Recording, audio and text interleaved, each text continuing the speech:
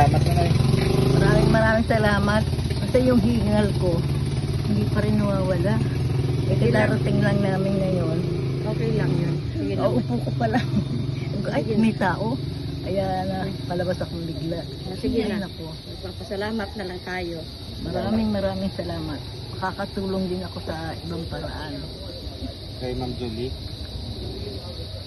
Maraming salamat kay Ma'am Julie. Ang manager ng ano yan. Julie. Si Sir Andy. Oo. Sige, maraming salamat. Ma'am Julie. Tapos, kung ano pa man ang maitutulong ko rin, kung anong kailangan kong magawa rin, para kumbaga tulong-tulong. Ako maalis lang yung hingal ko. Marami na akong magagawa.